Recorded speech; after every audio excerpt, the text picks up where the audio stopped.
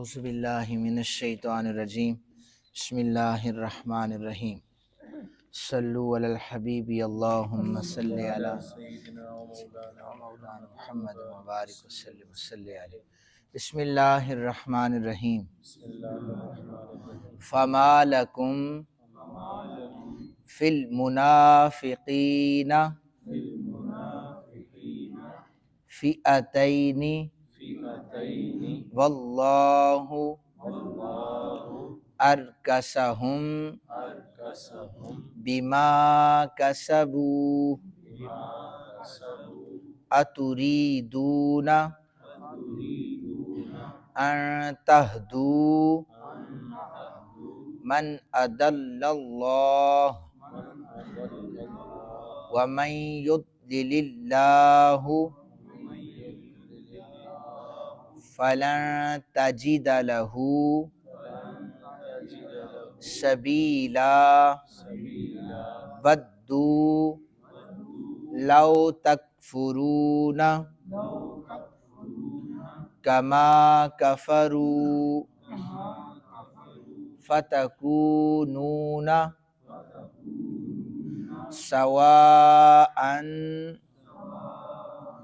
فلا تتخذوا منہم اولیاء حتی یہاجروا فی سبیل اللہ فإن تولوا فخذوہم وَاقْتُلُوهُمْ حَيْثُ وَجَدتُّمُوهُمْ وَلَا تَتَّخِذُوا مِنْهُمْ وَلِيًّا وَلَا نَصِيرًا۔ صدق اللہ العظیم۔ ترجمہ سماعت فرما لیجیے۔ اللہ رب ذوالجلال ارشاد فرماتے ہیں تمہیں کیا ہو گیا کہ منافقوں کے متعلق تمہاری دو رائے ہو گئیں، حالانکہ اللہ نے ان منافقوں کو ان کے کرتوتوں کی وجہ سے اوندھا کر دیا ہے۔ کیا تم چاہتے ہو کہ اس کو ہدایت پر چلاؤ جس کو اللہ نے گمراہ کیا ہے اور جس میں اللہ تعالیٰ نے گمراہی کو پیدا کر دیا؟ تم اس کے لیے ہدایت پر چلانے کا کوئی رستہ نہیں پا سکو گے۔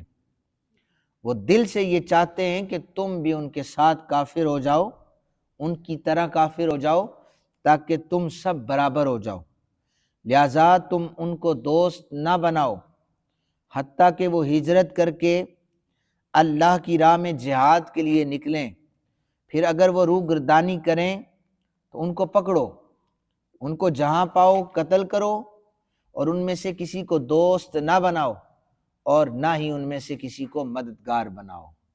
یہ ان آیات کا ترجمہ ہے، منافقین کے حوالے سے ہے۔ اس دور میں بھی اگر کسی میں یہ صفات پائی جاتی ہیں جو نبی اکرم صلی اللہ علیہ وسلم نے بیان فرمائی ہیں، آپ ان کو کہہ لیں کہ منافقین میں یہ اگر شرط پائی جائے تو وہ منافق ہوگا۔ تو ان کا طریقہ واردات بھی یہی ہوتا ہے کہ خود تو الٹے رستے پر چلتے ہیں، دوسروں کو بھی اپنے ساتھ ملانے کی کوشش کر لیتے ہیں، کہتے ہیں ہم سب برابر ہو جائیں۔ اب مسلمان یہ چاہتے تھے کہ ان کو راہ راست پر لایا جائے، وہ یہ چاہتے تھے کہ مسلمان ہماری طرح ہو جائیں۔ قرآن حکیم نے اس آیہ مبارکہ کا نزول کر کے انہیں یہ بتایا کہ جس کو اللہ نے گمراہ کر دیا ہے تم اسے سیدھے رستے پر نہیں چلا سکتے۔ تم اذان دیتے رہو، تم سیدھا رستہ دکھاتے رہو، تمہارا کام ہے رستہ دکھانا، اس پر چلانا نہیں ہے۔ تمہارا کام ہے بات کو بتانا، منوانا نہیں ہے۔ اگر ایک شخص کو اللہ نے گمراہ کر دیا ہے، وہ گمراہی پر ہے، تو یاد رکھیں کہ اسے اللہ تعالیٰ نے جہنم میں ایک جو احادیث موجود ہیں، قرآن پاک کی آیات بھی ہیں کہ منافق کو جہنم میں اوندے منہ گرایا جائے گا۔ اللہ رب ذوالجلال نے جب ایک منافق کو اوندھا کر دیا ہے تو تم کون ہو کہ اسے راہ راست پر لے آؤ؟ حضرت زید بن ثابت رضی اللہ تعالیٰ عنہ نبی اکرم صلی اللہ علیہ وسلم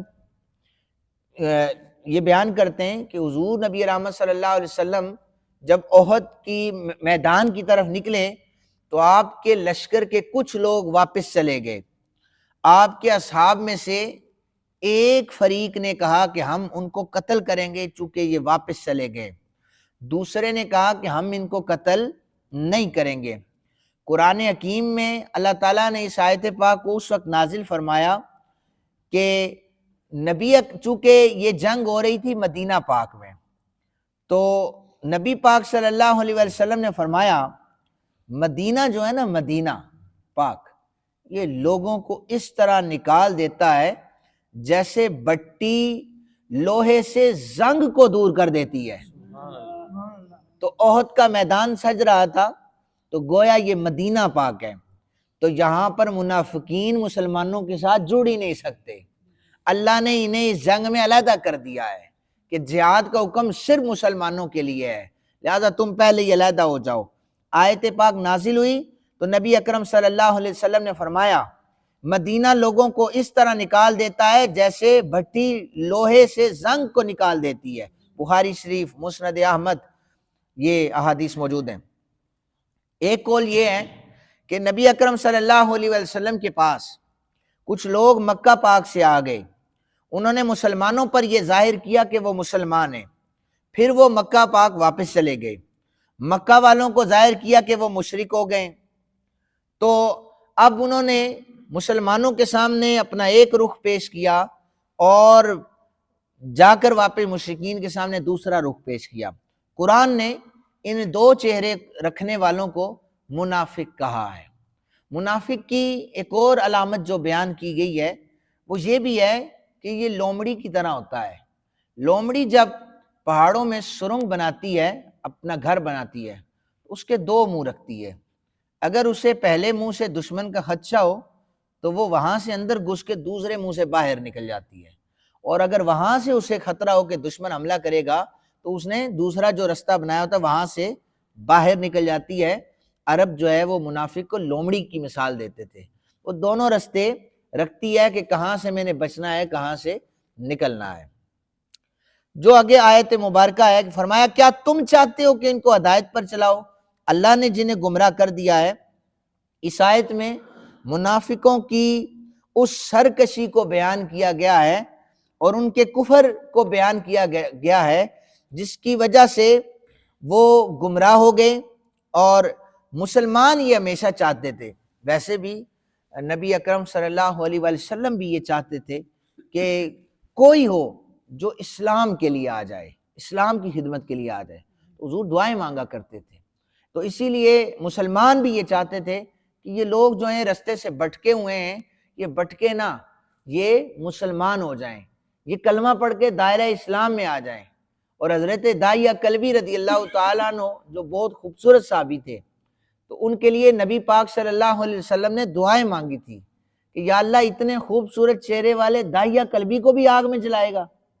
اللہ تعالیٰ نے نبی پاک صلی اللہ علیہ وسلم کی اس دعا کو قبول فرمایا اور حضرت داعیہ کلبی جو ہے کلمہ پڑھ کر مسلمان ہو گئے۔ تو نبی پاک صلی اللہ علیہ وسلم کے چرنوں میں بیٹھنے والے صحابہ کرام کی تربیت بھی یہ ہوتی تھی کوئی ایسا ہو جو اسلام کے لیے اپنی آپ کو وقف کر دے۔ فرمایا وہ دل سے یہ چاہتے ہیں کہ تم بھی ان کی طرح کافر ہو جاؤ تاکہ تم سب برابر ہو جاؤ۔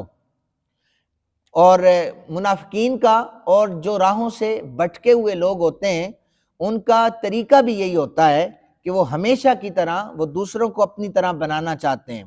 آپ انہیں ہزار دلیلیں پیش کر دیں لیکن انہیں اس وقت وہی کچھ نظر آ رہا ہوتا ہے جسے وہ یعنی جو ان کا من چاہ رہا ہوتا ہے، جو ان کا من چاہ رہا ہوتا ہے، جو دل سے وہ چاہتے ہیں۔ جیسے میں اکثر کہتا ہوں ہم وہی دین لیتے ہیں جو ہمیں پسند ہوتا ہے، ہم اسی دین کو قبول کرتے ہیں جو ہمیں پسند ہوتا ہے، ادروائز جو ہماری طبیعت کے خلاف ہو اسے ہم نہیں لیتے، اسے ہم فالو ہی نہیں کرتے۔ اور فرمایا کہ منافق یہ چاہتے ہیں کہ ان کی طرح ہو جاؤ تاکہ تم سارے برابر ہو جاؤ، لیکن یاد رکھو قرآن حکیم کا یہ فیصلہ، تم انہیں کبھی دوست نہ بنانا، حتیٰ کہ وہ ہجرت کر کے اللہ کے رستے میں جہاد کے لیے بھی نکلیں، پھر اگر وہ اس عمل سے پھر جائیں تو ان کو پکڑو اور جہاں پاؤ قتل کر دو، لیکن یاد رکھو ان میں سے کسی کو دوست بھی نہ بنانا، کسی کو اپنا مددگار بھی نہ بنانا۔ تو یہ ہدایات قرآن پاک کی ہیں، کسی مفتی کی، محدث کی نہیں ہیں، ان پر عمل بھی کریں۔